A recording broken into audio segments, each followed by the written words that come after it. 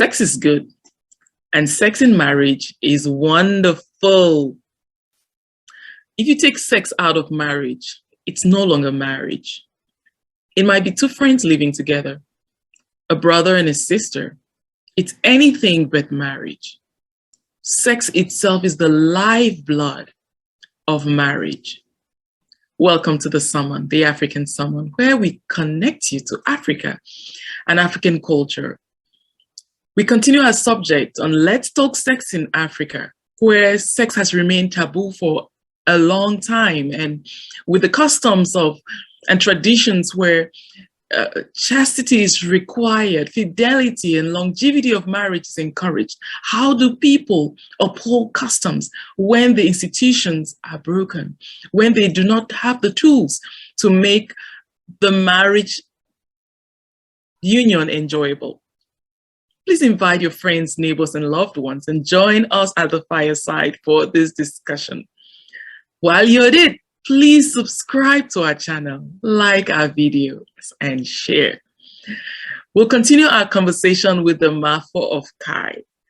Welcome, Mafo. Thank you, my daughter Marilyn. Mama, I'll just go straight into it. And as I start to ask you the first question, I just want to remind our viewers that we have a part 1 and a part 2 to this conversation. And it is important for them to go back and watch those two videos, because they create a foundation to what we're about to talk about. You know, understanding African culture as it relates to sex, understanding the dynamics of it, all build up to the actual sex process. So don't rush to just watch this one. It's nice to create that foundation and then get here. So Mafo, tell us, when two people are interested in engaging in sex, what are some things you would like them to understand as differences that exist between two people? Understand these things and their differences and know how to manage them based on their unique situation. Please go ahead. Yeah, thank you, my daughter. When two couple comes together, the first thing I think they should look at is at what level their sex life is. Individuals have different levels of sex life. You have a case of a virgin versus someone who has had sex before, or somebody who has been married before and had sex and then divorced, or a widow, or both of you have an idea about sex and then you decide to come back together. What I mean here is when you get into marriage and you are about to have your sex, consider your partner, his actual level of sex. At what level is it? But usually it's good that both of you come to sex with a blank sheet, so that you both can discover yourselves and enjoy your sex life. So regardless of where they are, so like you say, if somebody is a virgin or both of them may have had an experience with sex probably from a prior marriage, don't say, oh, I have experience from a prior marriage. Come to it as, this is the person I have met. Imagine that that's the only person you've ever met in life.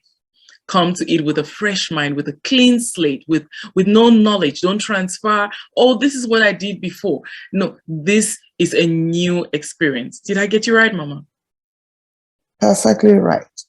Just come with a clean sheet and start a new page with a new man, with a new woman you have, and you guys will discover your sex and enjoy your sex life. Consider the job, the health situation of your sex partner. How healthy is he?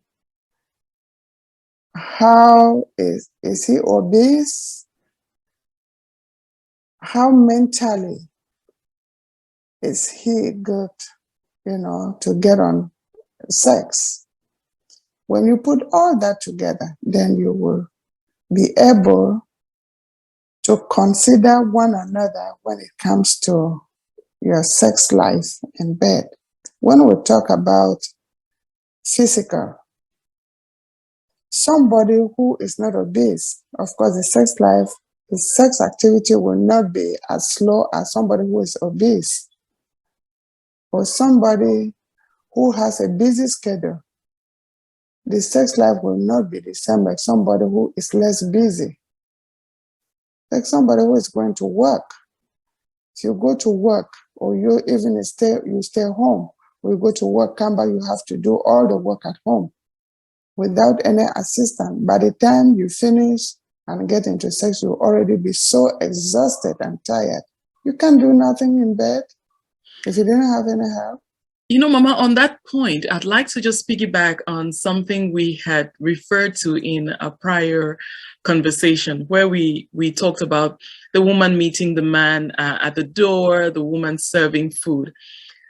Again, there is no problem in welcoming your husband, in serving food, but that tends to give the impression that the woman's only thing in life is being at home and receiving her husband and serving food. And what we know very well is in many cases, the woman works. The woman is working full-time, part-time. Sometimes she's even the sole breadwinner to that home. And so it's important to strike that balance where we're saying, you know, men, support your wives. You know, men, be active, be part of it, because you're saying now that if the person is tired, so imagine a woman has worked 8-hour shifts, come home and she's made food and spend how long? And African men love their fufu, they love their jollof rice, they love their food at home, their pounded yam, and then she's lovingly made all these things for you. You're still expecting her to go to bed and perform. It's a long day for her without your care, without your support, without you going and saying, Mama, can I help with this? Mama, can I help with that? You know, joining her and tuning a song, and you will do it nicely. Even if you go sit down when it's all done, or you were the one who made the food, it's still important that the man supports. Is that right, Mama? That's right. That's why in marriage, you become a team. You guys, there is nobody who is a boss and the other person is the slave. You have to do things together in partnership. You work cordially together. Once you have that helping hand, let's take for example, most women today, like we say, work, but it doesn't stop them from being good housewives, to love their husband and give them welcome. But we are pleading with the men not to abuse that. Should give them, women, a helping hand, like we just said. If you come back from work, your husband has cooked, or if you are all home, the husband cooked, it's still very nice and sweet for you, the woman, to serve your husband the food in the plate. So talk about, you mentioned education. Does it mean that if a person is educated, it means they are better at sex? Oh, not at all. What I want to explain there is that if they're educated, they are more open to accepting, innovations, taking the risk to try new things, new ideas. But when you are not, it's difficult. You become resistant because you don't know the outcome. You don't even want to try. You just want to stay where you are. Oh, okay. So education kind of gives you the advantage of you've met a lot of data, new data, you've analyzed it, you have gone through years of the rigors of receiving new information. And so this is like new information you're receiving. And so that advantage kicks in, and you're using it to be like, let me try this new thing. Let me approach things in this way. You're familiar with receiving new information, as opposed to somebody who knows things just one way. They tend to be resistant, unidimensional in their perspective of information. When something gets new, they are resistant to receiving it.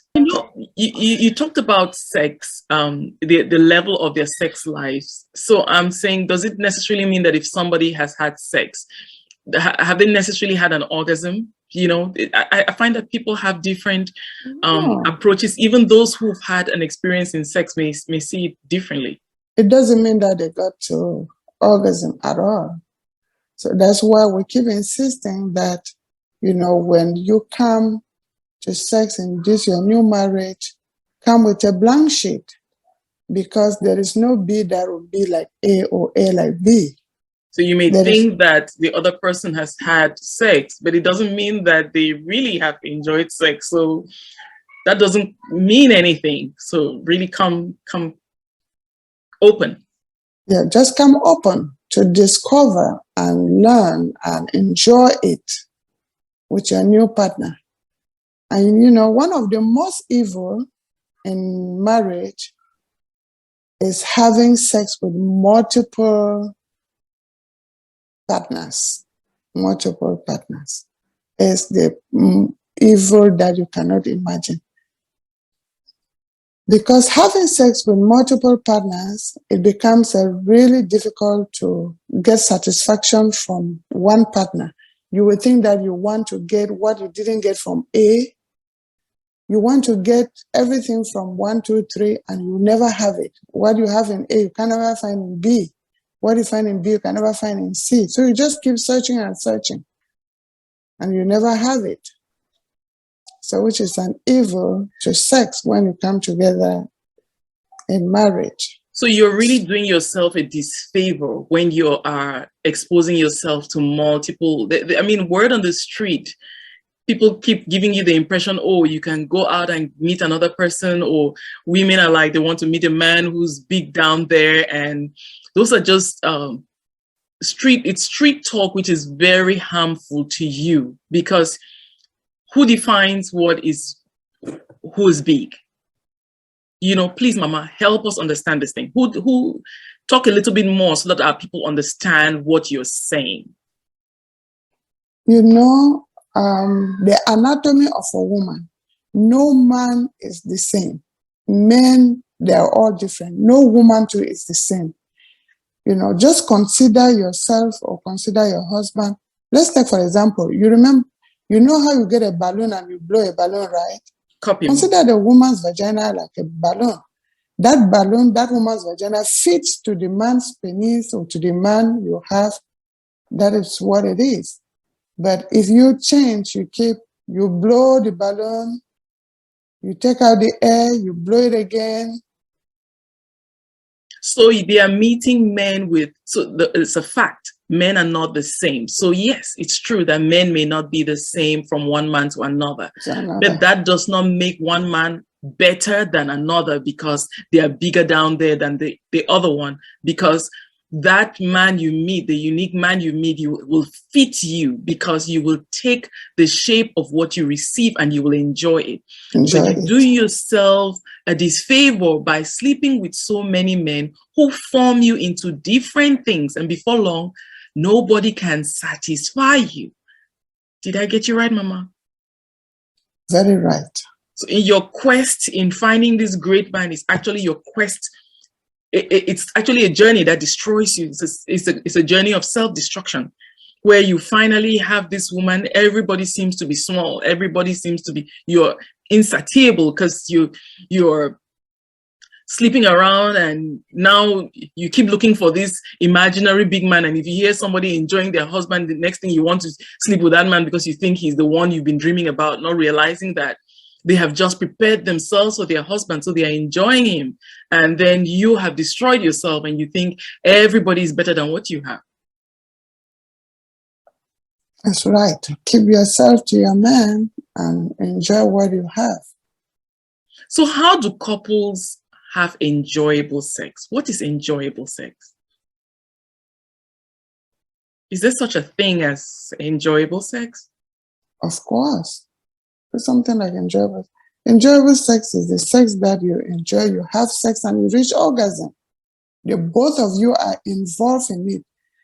Sex is, comes from the head, from your mind to your heart and to your whole body. When the both of you are connected, you get into sex with the idea of going to receive and give. then you have enjoyable sex. You should be ready to give and ready to receive. That will make the couple have enjoyable sex.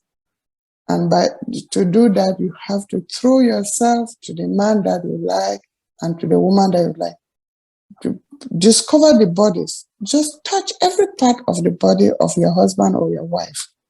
So this essentially leaves us to saying enjoyable sex is very dependent on the two people who are involved in that interaction.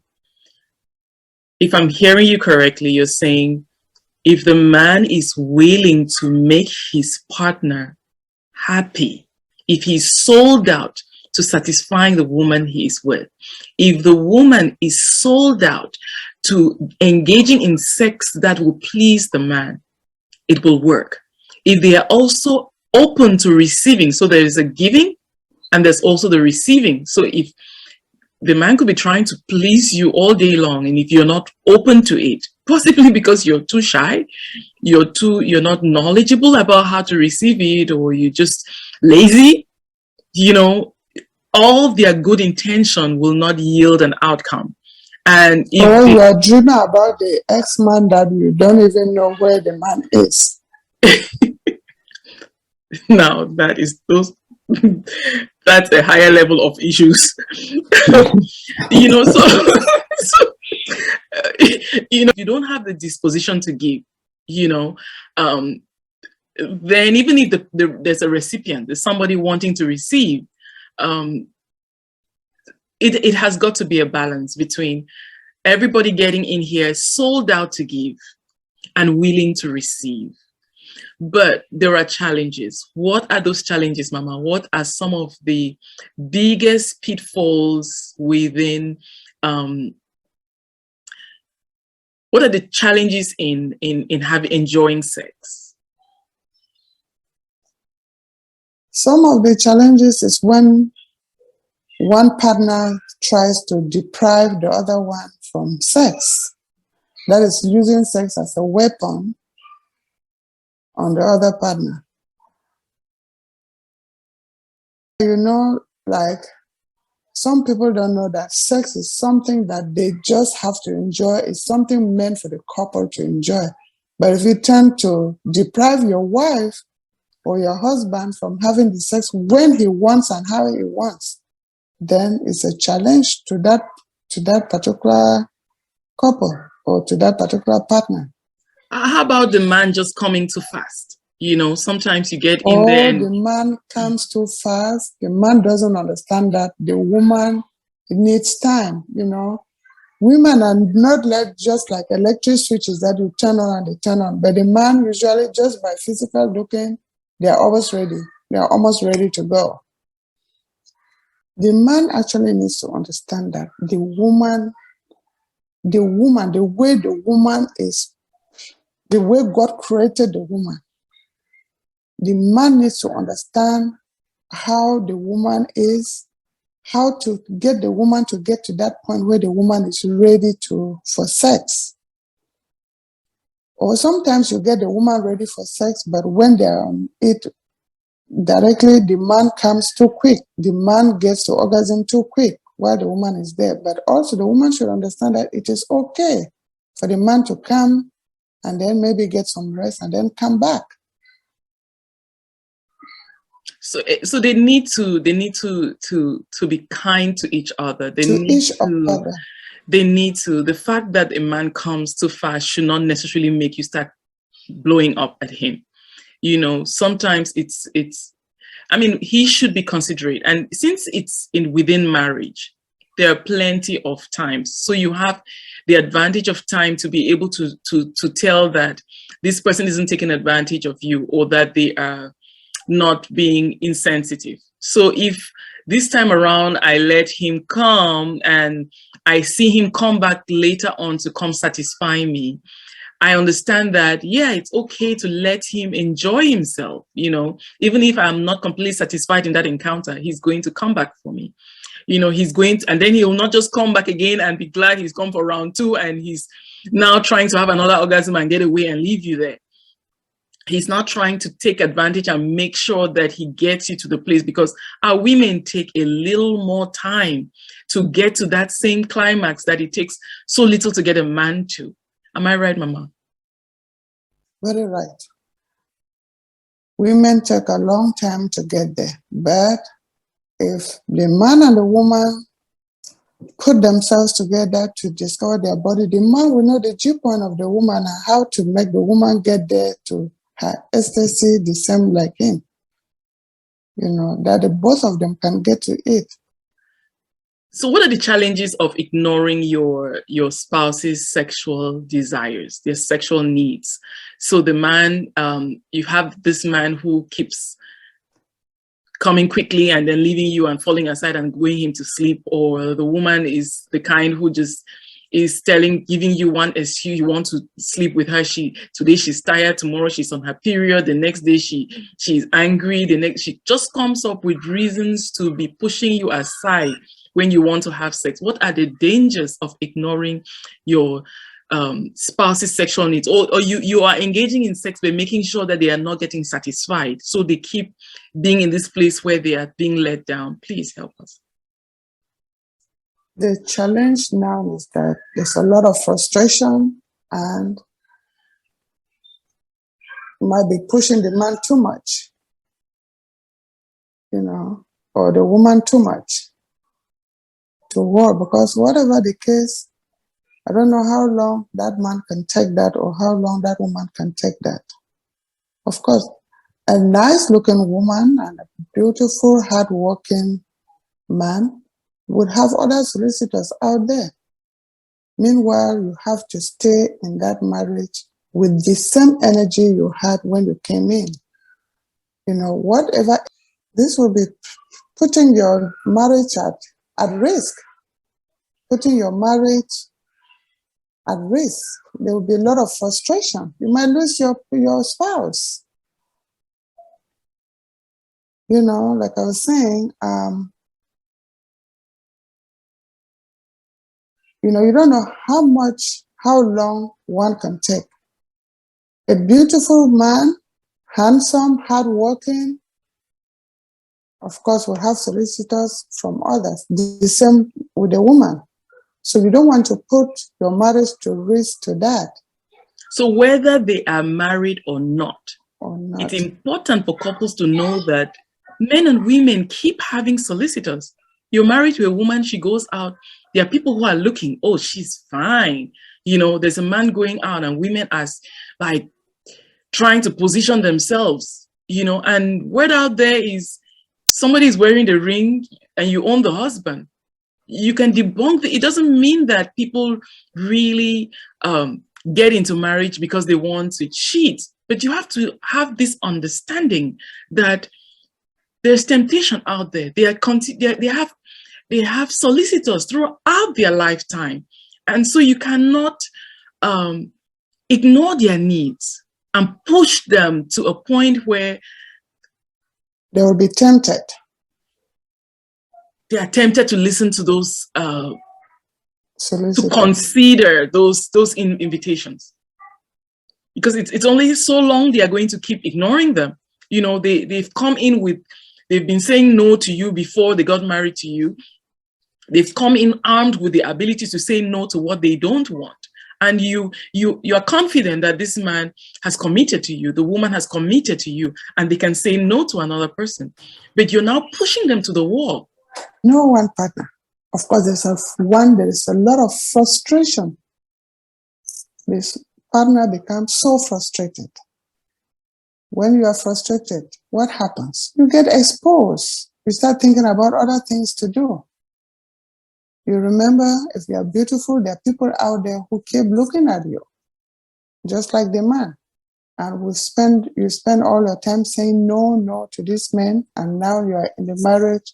Instead of you keeping it warm and heated, you start saying no, pushing the other partner out. The partner will be tempted to go out, to start saying or considering these other people who are looking at them outside. So Those challenge of saying no, pushing your partner away is not a good idea. Keep the flame burning. Keep your wife or your husband intact. There is no in sex and marriage. That's some of the challenges. And if you let it go on, so if 10 come, you say no, you might consider one. Yeah, I mean, well, they will consider it because they are having a difficult, not because the 10 come necessarily, but if you're making it hard for them. Harder for them. If you're making it hard for them, they want you and you're making it hard for them. Those solicitations are out there, and they're diverse. Some of them are easy to say no because they just don't fit the bill, but others are viable solicitations, and then the person is like, no, I'm married. That's the one big defense they have. And then you're there, they come home, they want to sleep with you and you don't want to touch them, you don't want to talk to them. What stops them from saying, let me take this lunch invitation, let me find a way to meet this person and talk. They may even start it just on a very small note. I'm not going to sleep with them, let me just be friends with them, just to get somebody I can talk to ignore you at home. But over and before time, the conversation is already getting very interesting, and they just start enjoying it and start flirting with the man, and before you know it, you are replaced. Mm-hmm. Even though you are still there, you've been replaced. And now they are now having a real problem because they need to leave you. And they are afraid for one reason or another when to do it. It's not something that they wanted to. It's not something that they desired. But your attitude has put them in a place where they have a viable option of going to live with somebody who cares, somebody who is showing every sign of doing what you're not willing to do, and then being stuck with you. At that point, they're being stuck with you, right? Yes. They're stuck with you and you're not delivering. You're not delivering what you're supposed to deliver. You're still not delivering. It's not like you've even changed. Sometimes you may not even realize that you've lost the game and you're still there, making solicitations, and you're still refusing to even rescue the marriage. It's not gotten into your head that the game is over, long over, and you've lost them. And what about the way you won them in the first place? That's something important people should keep. How you won that woman, the way you won that man, the things you did before you got married. Aren't those important in keeping your marriage alive? It's very, very important. The same way, the same flame you did before getting into marriage, if you can keep it up, just maintain it. If you were sweet, soft, and receptive, continue to be the same. You don't have to change. You do it better even.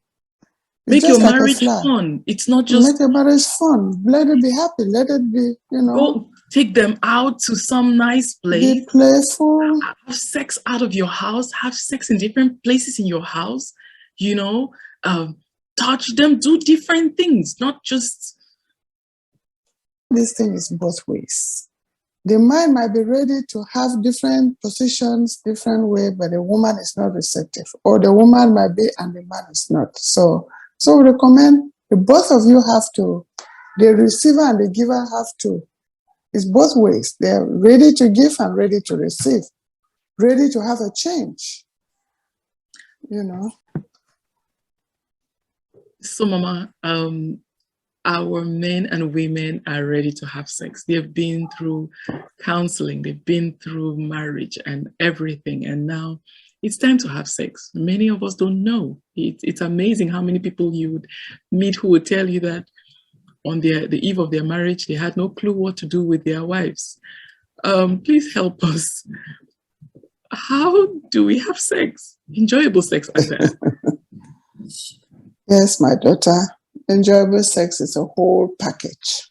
It's not just the act of penetration. After going through the process of traditional marriage, seeing the uncles, aunties, brothers, and sisters, drinking palm wine from the horn with the bride and the parents.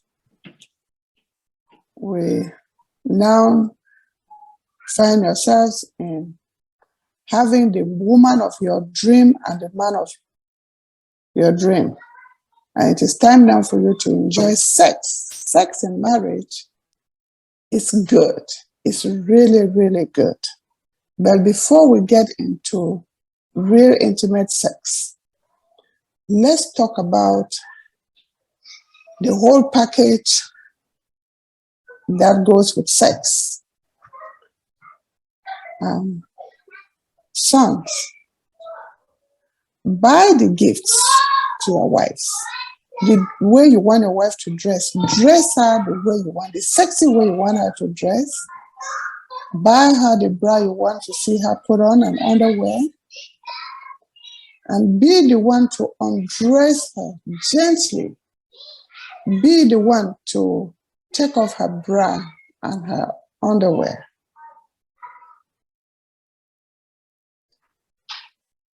Take time to look at her into eyeball to eyeball. Look at her face. Touch her hair. Touch her nose, her eyes, her ears, her lips, and kiss it. It is okay. It is your wife. She belongs to you. Take your time, son. Roll those fingers of yours all over her body, her neck. Go down gently to her breasts. Explore her total body.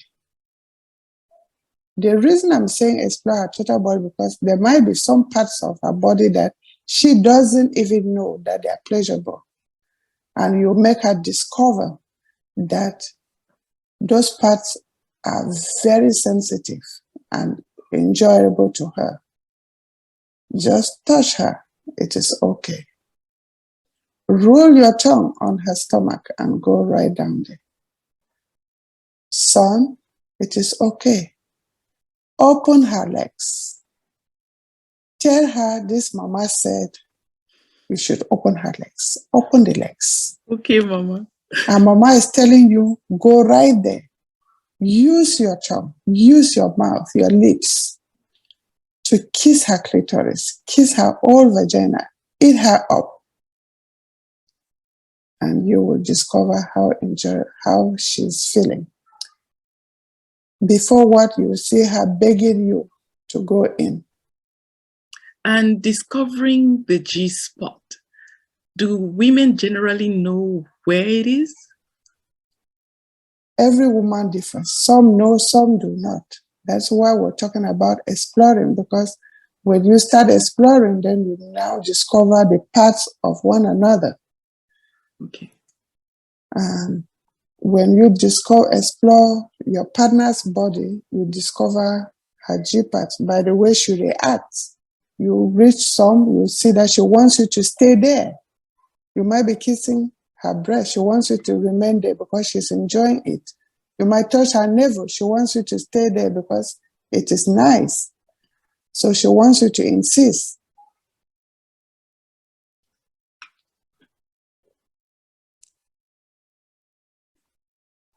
And my daughters, while you are enjoying, don't forget that while the man was there, kissing you from your face to down, you ought to be touching him too, caressing him too, touching, kissing his breast, touching his back, caressing his back, massaging his back while he is on you. Mm-hmm. Because while you are enjoying, don't be like a crucified lamb. Don't just be there, lying there as if you are the only one to enjoy. He needs that enjoyment too. And when you give it to him, he gives to you. The electricity, the current that is passing is one that nobody can take from you. At that moment, even if they tell you, do you want to die? You say, kill me right now. You will go, right? It's a sacred moment in life that nobody can explain what happens. And Only it's really only the not, two of you can explain what is going on. The only third person that is there is God.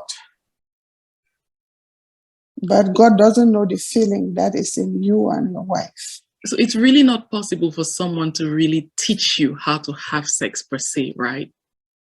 My daughter, nobody, even what Mama is saying, is just talking about exploring. In effect, nobody can actually teach you how to have good sex. Because it varies from It varies person from to one person. person to the other. And that exploration is the key. As you explore, you discover the person you are with, the unique person Unique you are with. person.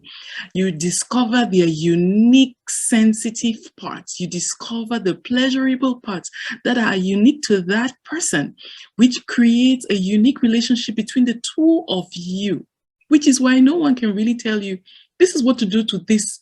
There's no framework. This is what There's to go no. apply.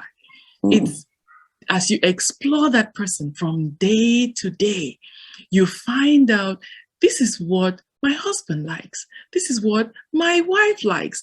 And you capitalize on that and build your adventure. Go ahead, Mama. Go ahead. What are we doing with all this? My daughter, just use it for your daily life sex lives. You can use it in your bathroom, bathe, touch one another, explore in the bathroom, use Do it you in your mean living. date together? You not just Bathe go, together. No, yes. bathe together with your wife. Play with her under the shower or in the bathtub. Touch one another there. Discover yourselves. You can kiss and have sex in the bathtub or in the shower. Have it in your living room, on the couch. Maybe have a movie night in the house. In between the movie, you can have sex.